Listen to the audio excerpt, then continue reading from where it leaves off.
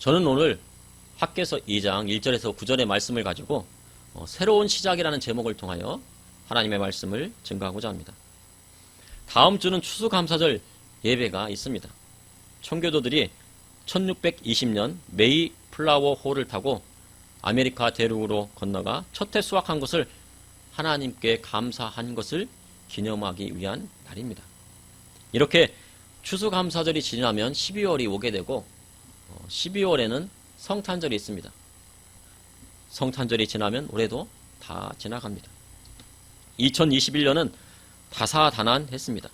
교회는 대면 예배 전면 금지라는 어려움도 있었습니다. 이제 위드 코로나 시대로 일상으로 돌아가려는 움직임이 사회 곳곳에서 시작이 되었습니다. 올해가 너무 힘들다 보니 내년을 맞이하고 새로 시작을 하기 위한 준비도 하지 못하고 있었습니다. 진정으로 2022년은 우리에게 오는 것일까요? 올해 첫날 새로운 다짐을 하였지만 송구 영신 예배는 드리지 못했습니다. 하지만 신년 예배를 드리며 무엇인가 새로워질 것을 강구했습니다. 2022년을 맞이하는 송구 영신 예배는 마음 놓고 드릴 수 있을까요? 아기 예수님의 탄생을 축하하는 성탄절 예배를 올해도 드릴 수 있을까요?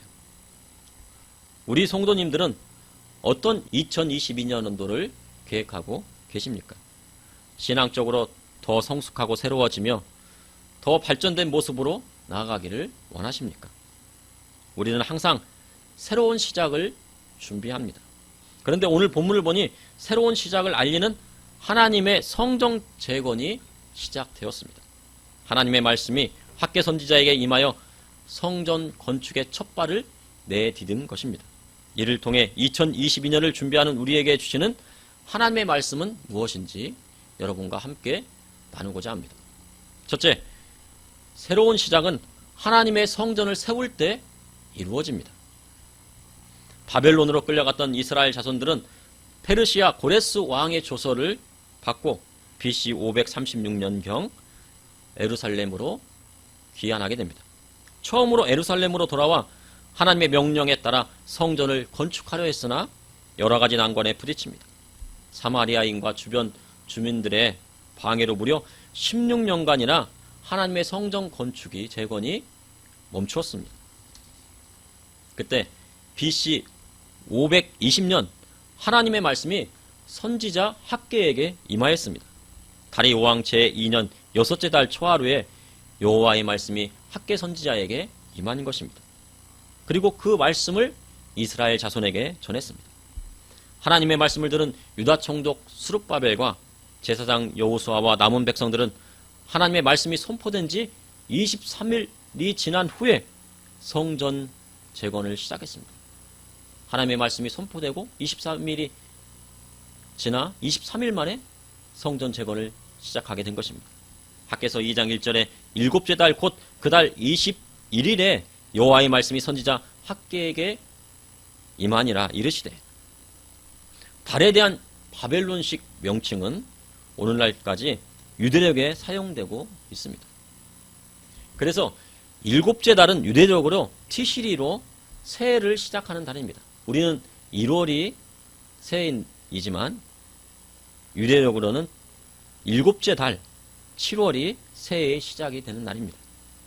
새해를 맞이하여 학개 선지자에게 유대적으로 7월 21일에 여호와의 말씀이 임하였습니다. 새해 첫날이니까 유대적으로 7월 1일에는 나팔절로 양강 나팔인 쇼파르를 불어 새해의 시작을 알렸습니다. 이 쇼파르는 순양이나 염소의 뿔로 만든 관악기입니다.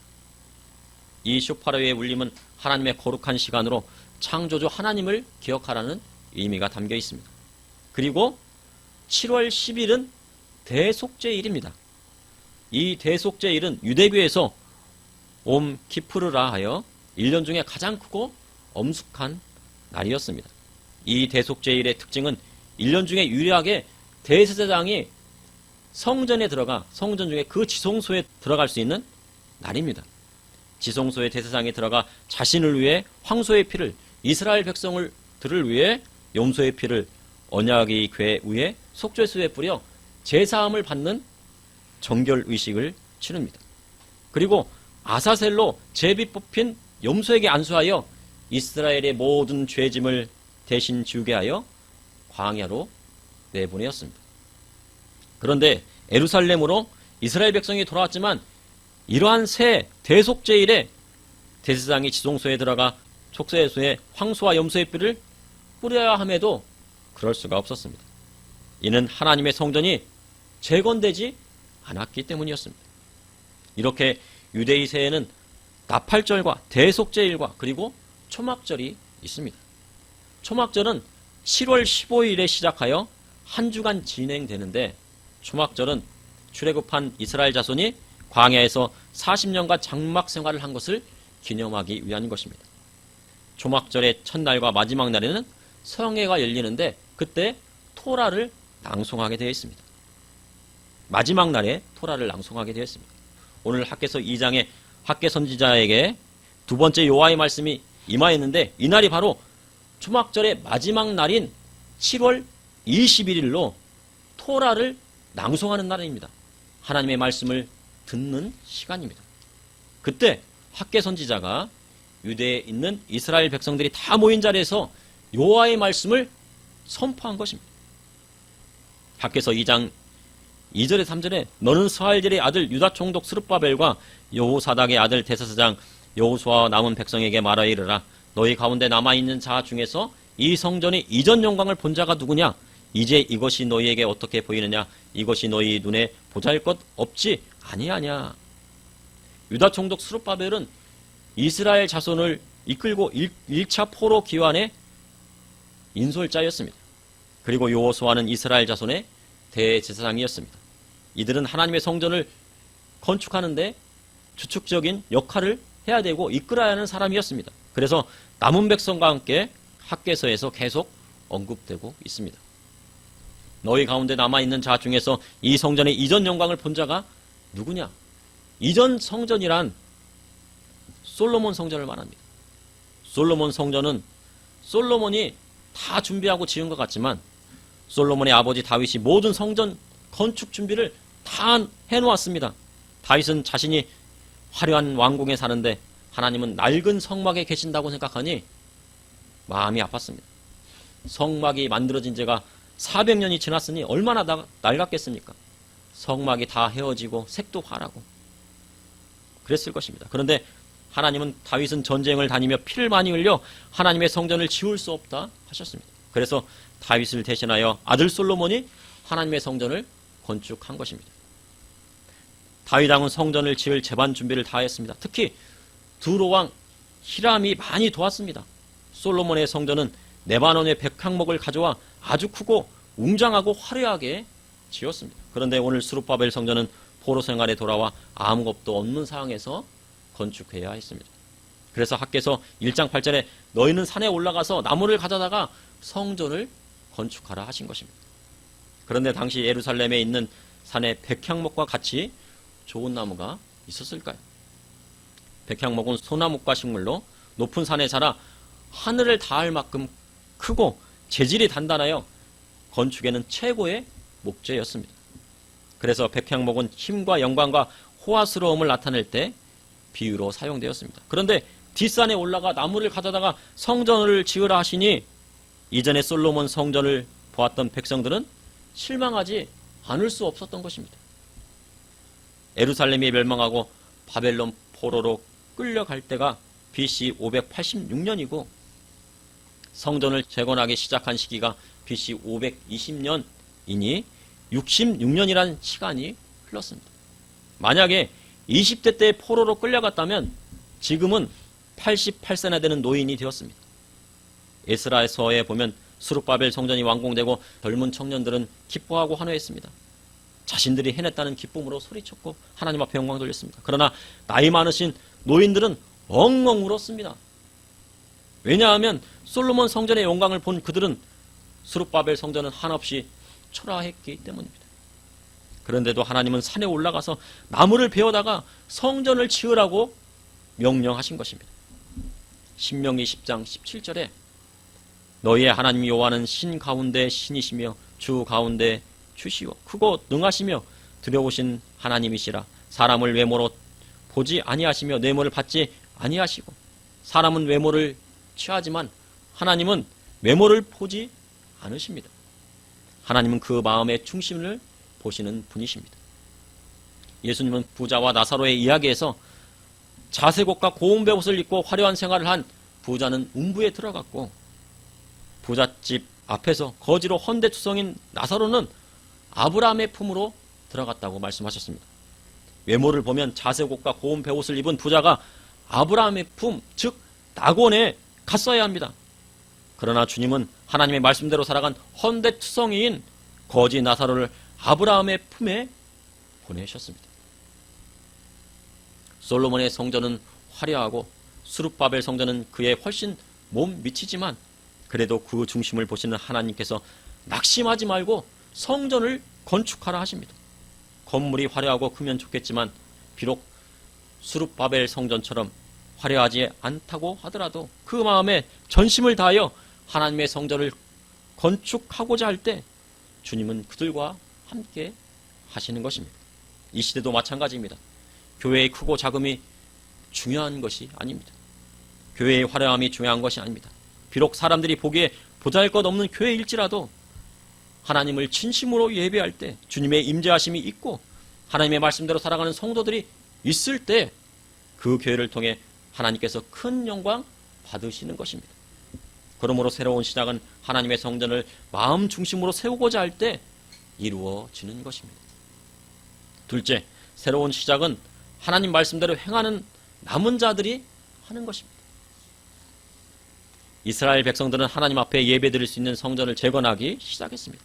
학개서 2장 4절에 그러나 여호와가 이르노라 스룹바벨아 스스로 굳세게 할지어다. 여호사닥의 아들 대제사장 여호수아야 스스로 굳세게 할지어다. 여호와의 말이니라 이 땅 모든 백성아 스스로 굳세게 하여 일할지어다. 내가 너희와 함께하노라 만군의 여호와의 말이니라. 스스로 굳세게 할지어다. 스스로 굳세게 할지어다. 스스로 굳세게 하여 일할지어다. 이렇게 3번 강조하셨습니다. 이는 하나님이 주시는 격려와 강력한 명령의 메시지를 담고 있는 것입니다. 바벨론에 있는 하나님의 백성이 예루살렘으로 귀환하여 성전 공사할 때 방해하는 대적들이 너무 방해가 심해서 공사가 중단되고 낙심하고 있었기에 새 힘을 주어 학개 선지자를 통해 성전 공사를 독려하시기 위함이었습니다. 이처럼 주님께서 이스라엘 자손에게 새 힘을 주신 것입니다. 학개서 2장 4절의 핵심 메시지는 내가 너희와 함께 하노라는 말씀입니다. 하나님께서 함께 하시면 능치 못할 일이 없는 것입니다. 임마누엘 하나님께서 우리와 함께 하시는 것입니다. 하나님께서 함께 하시면 두려울 것이 없습니다. 학개서 2장 5절에 너희가 애굽에서 나올 때 내가 너희와 언약한 말과 나의 영이 계속하여 너희 가운데 머물러 있나니 너희는 두려워하지 말지니라.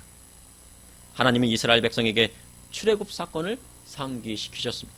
그런데 출애굽 사건은 애굽에서 이스라엘 자손이 나오는 사건이었습니다. 이와 같이 BC 536년 이스라엘 백성은 바벨론에서 약속의 땅 예루살렘으로 귀환하게 된 것입니다. 하나님이 에레미야에게 말씀하신 70년이 차면 다시 돌아오리라는 예언의 말씀이 성취된 것입니다. 이스라엘 자손을 애굽에서 건져낸 분은 우리 하나님이십니다. 또한 바벨론 포로로 끌려갔던 하나님의 백성을 바사왕 고레스의 마음을 감동시켜 다시 이스라엘 땅으로 오게 하신 분이 우리 주님이십니다. 이 시대도 마찬가지입니다. 목회자와 성도님들이 세상을 두려워하지 말아야 합니다. 스스로 굳세게 하여 교회를 다시 회복해야 할 때입니다. 지난 2년을 돌아보면 코로나라는 명목으로 대면 예배 전면 금지라는 반헌법적인 정책들까지 나오기도 했습니다. 음식점이나 백화점 마트는 많은 사람들이 모였지만 교회만 유독 모이지 못하게 했습니다. 그러나 대부분의 목회자와 성도들이 입을 다물었습니다. 이는 목회자와 성도들이 너무 나약하고 전투력이 없기 때문입니다. 아버지가 밖에 나가 모욕을 당하고 오셨다면 가만히 앉아있을 아들이 어디 있겠습니까? 나가서 싸워야지. 주님의 몸된 교회가 핍박받고 하나님 아버지께 드리는 예배가 방해받는데 아무 소리 못합니다. 이는 목회자들이 잘못하는 것입니다. 우리나라의 대표적인 정치인이고 전도사님은 그런 말씀을 하셨습니다. 한국교회 목사님들이 많은 헌금을 북한에 갖다 바쳤다고 합니다. 성도들이 낸 거룩한 헌금을 북한 정권에 바친 것입니다. 그 돈은 북한 주민에게 사용되는 것이 아닙니다. 북한의 독재 권력자들에게 들어간 것입니다. 그런데 그 돈이 지금 대한민국 곳곳에 있는 간첩들의 활동 자금으로 쓰여진다고 합니다. 이번 청주 간첩단 사건만 봐도 우리나라가 얼마나 위태로운지 알 수 있습니다. 그러니 아무 말 못하는 것입니다. 밖에서 말씀대로 유다 총독 스룹바벨과 대제사장 여호수아 그리고 남은 백성들이 하나님의 성전을 회복했던 것처럼 이 시대도 하나님의 말씀대로 행하는 남은 자들이 교회를 회복해야 하는 때가 온 것입니다. 그러므로 새로운 시작은 하나님의 말씀대로 행하는 남은 자들이 하는 것입니다. 셋째, 새로운 시작은 나중 영광을 바라볼 때 이루어집니다. 밖에서 2장 6절에서 7절에 만군의 여호와가 이같이 말하노라 조금 있으면 내가 하늘과 땅과 바다와 육지를 진동시킬 것이요 또한 모든 나라를 진동시킬 것이며 모든 나라의 보배가 이르르니 내가 이 성전의 영광이 충만하게 하리라 만군의 여호와의 말이니라. 하나님께서 성전 회복을 통해 하나님의 영광이 성전 안에 충만할 것을 말씀하셨습니다. 하늘과 땅과 바다와 육지를 진동시킬 것이요. 출애굽과 광야 40년 동안 하나님의 놀라운 역사가 일어났습니다. 홍해가 갈라지고 성막이 이동하는 곳을 따라 언제나 불기둥과 구름기둥이 함께 했습니다. 불기둥과 구름기둥이 움직이면 성막도 함께 이동했습니다. 이스라엘 백성도 함께 이동했고 그곳에 하나님의 임재하심이 가득했습니다. 밖에서 2장 8절에 은도 내 것이요 금도 내 것이니라 만군의 여호와의 말이니라. 에스라 2장 69절에 보면 어떤 족장들이 예루살렘에 있는 여호와의 성전터에 이르러 하나님의 전을 그곳에 다시 건축하려 예물을 기쁘게 드리되 힘 잘하는 대로 공사하는 금고에 드리니 금이 6만 천 다리기요 은이 5천만에요 제사장의 옷이 100벌이었더라. 금 6만 천 다릭은 지금으로 따진다고 하면 300억 정도가 됩니다. 그리고 은 5천만에는 약 18억 정도의 아주 큰 돈입니다. 그리고 제사장 옷이 100벌이었습니다. 예루살렘으로 귀환한 지도자들이 기쁜 마음으로 하나님 앞에 드린 것입니다. 하나님 앞에 드리는 예물은 자유롭게 기쁜 마음으로 드리는 것입니다. 항상 예물과 헌금은 자유롭게 드리는 것입니다. 그리고 힘 잘하는 대로 능력에 맞게 드리는 것입니다. 능력이 안 되는데 빚을 내서 드리는 것 하나님께서 원하시지 않습니다. 능력대로 큰 것이든 작은 것이든 나의 능력에 맞게 드리는 것입니다. 이는 모든 만물이 하나님의 것이니 성전 회복을 위해 거룩한 하나님 백성이 예물을 드린 것입니다. 밖에서 2장 9절에 이 성전의 낮은 영광이 이전 영광보다 크리라 만군의 여호와의 말이니라 내가 이곳에 평강을 주리라 만군의 여호와의 말이니라. 하나님께서 솔로몬 성전의 영광보다 스룹바벨의 성전의 영광이 더 크리라 말씀하셨습니다. 겉으로만 보면 솔로몬 성전이 더 화려하고 아름답지만 하나님 보시기에 보로 귀환하여 다시 건축하는 성전의 영광이 더 크리라 하신 것입니다. 그런데 예수님은 이 성전을 허물라 하셨습니다. 그리고 3일 만에 다시 세우리라 하셨습니다. 주님 십자가에 달려 죽으시고 부활하셔서 주님의 몸된 교회를 세우신 것입니다. 그리고 예수님은 하나님께 보혜사 성령님을 받아 우리에게 보내주셨습니다. 고린도전서 6장 19절에서 20절에 너희 몸은 너희가 하나님께로부터 받은 바 너희 가운데 계신 성령의 전인 줄을 알지 못하느냐. 너희는 너희 자신의 것이 아니라 값으로 산 것이 되었으니 그런즉 너희 몸으로 하나님께 영광을 돌리라. 구약시대 솔로몬 성전에 하나님의 임재가 있었습니다. 스룹바벨 성전에 계시고 신약시대 부활 승천하신 우리 주님이 성령을 보내주셔서 우리 안에 임재하고 계신 것입니다. 성도의 몸이 거룩한 성전이 된 것입니다. 그러니 성령을 소멸치 말아야 합니다. 그리고 거룩한 성도들이 모여 주님의 몸된 교회를 이루게 된 것입니다. 요한계시록 19장 7절에서 8절에 우리가 즐거워하고 크게 기뻐하며 그에게 영광을 돌리세 어린 양의 혼인 기약이 이르렀고 그의 아내가 자신을 준비하였으므로 그에게 빛나고 깨끗한 세마포 옷을 입도록 허락하셨으니 이 세마포 옷은 성도들의 옳은 행실이로다. 어린 양의 혼인잔치에서 그리스도의 신부는 성도를 말하는 것이 아니라 교회를 말씀하신 것입니다. 그럼 그리스도의 신부가 준비해야 할 것은 무엇입니까? 바로 세마포 옷입니다. 이 세마포 옷은 성도들의 옳은 행실로 만들어지는 것입니다. 이 전국 혼인잔치가 주님을 따르는 성도에게 오는 이전 영광보다 더 큰 나중 영광이 되는 것입니다. 그러므로 새로운 시작은 교회와 거룩한 하나님의 백성이 나중 영광을 바라볼 때 이루어지는 것입니다. 현재 우리나라는 경제적으로 많은 어려움을 겪고 있습니다. 전략적 자원이 아주 부족합니다. 지금은 한반도뿐만 아니라 세계 정세도 불안하고 위태합니다. 어디에서 전쟁이 일어날지 모르는 상황입니다. 오늘 슈퍼를 지나다 보니 배추 한 망에 2만 원이 넘습니다. 한 포기에 6,000원에서 7,000원이 되는 것입니다. 작년에 2,000원이나 3,000원 했던 거에 비하면 2배나 3배 정도 이상이 올랐습니다. 이는 우리나라만의 현상이 아니고 전 세계적으로 이 코로나로 인하여 물가가 오르고 돈을 많이 풀었기 때문에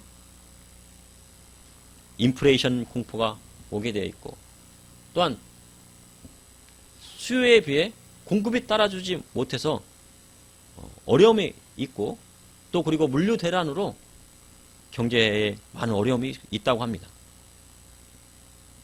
이런 어려움 속에서도 우리 믿는 성도는 주님의 몸된 교회를 사모하고 성도들의 거룩한 행실로 그리스도의 신부된 교회가 세마포 옷을 준비할 때 다른 것을 걱정할 필요가 없는 것입니다. 주님께서 하나님의 성전을 바로 세우고 교회를 회복할 때 성도님들에게 하나님의 축복을 넘치도록 부어주시는 것입니다. 그러므로 새로운 시작은 하나님의 성전을 세울 때 이루어집니다. 새로운 시작은 하나님의 말씀대로 행하는 남은 자들이 하는 것입니다. 새로운 시작은 나중 영광, 즉 거룩한 천국을 소망할 때 이루어지는 것입니다. 잠시 기도하시겠습니다. 사랑의 하나님, 2021년도 이제 한 달밖에 남지 않았습니다. 주님, 우리가 뒤를 돌아보니 주여, 우리가 얼마나 하나님 앞에 나아가 예배와 기도와 찬양과 또한 헌신을 하였는지 되돌아보게 됩니다. 주여, 주님 앞에 헌신하지 못한 거 있었다면 용서하여 주시고 2022년도 새해를 맞이하게 되면 우리가 또한 새로운 시작을 하게 하여 주시고, 또한 오늘부터 결심하여서 하나님 앞에 바로 나가기를 결심할 수 있도록 인도하여 주시옵소서. 무너졌던 교회가 회복될 수 있도록 인도하여 주시고, 또한 남은 자들이 하나님의 말씀대로 행하여 성도의 거룩한 행실로 그리스도의 신부된 교회의 세마포 옷을 준비할 수 있도록 인도하여 주시고, 또한 우리가 이전 영광보다 나중 영광, 천국을 바라보는 성도님들이 될 수 있도록 인도하여 주시고, 제가 될 수 있도록 주님 인도하여 주시옵소서. 예수님의 이름으로 기도합나이다.